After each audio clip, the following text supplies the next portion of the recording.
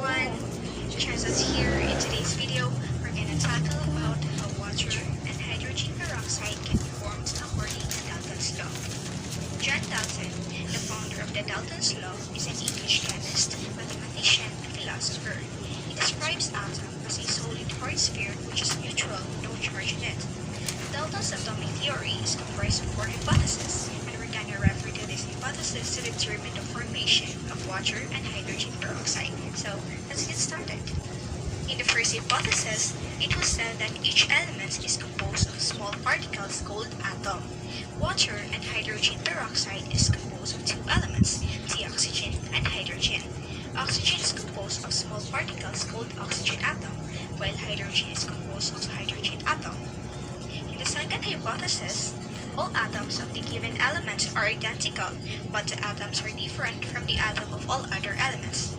Oxygen is composed of oxygen atoms alone, and hydrogen is composed of hydrogen atoms alone. There is no such thing that oxygen has an atom of carbon, because again, all atoms are different from the atom of all other elements. In the third hypothesis, atoms of one element cannot be changed into atoms of a different element by chemical reactions.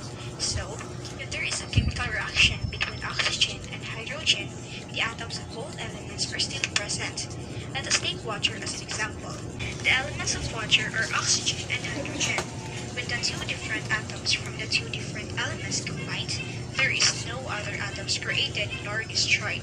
The oxygen atom will not change into hydrogen atom. Instead, they will just combine to form a compound that could be H2O, or water, and H2O2 or hydrogen peroxide. The fourth hypothesis stated that compounds are formed when atoms of more than one element combine. A given compound always has the same relative number and kind of atoms.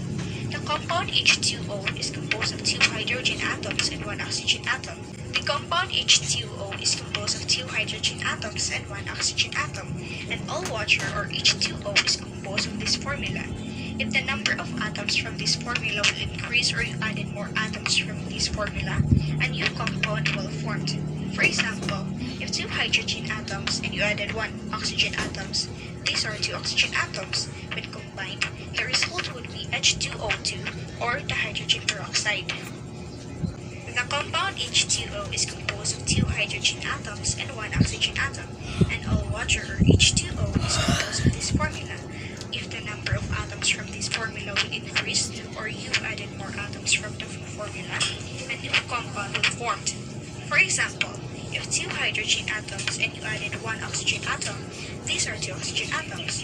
When combined, the result will be H2O2 or the hydrogen peroxide. In general, hydrogen peroxide and water were formed because of the chemical reaction between hydrogen and oxygen. The said compounds have the same or composed of the same elements but differs in the number of atoms. Hydrogen peroxide is composed of 2 hydrogen atoms and 2 oxygen atoms, while water is composed of 2 hydrogen atoms and 1 oxygen atom. In conclusion, a different compound will form according to the number of atoms or the elements. And that's all for today. Thank you.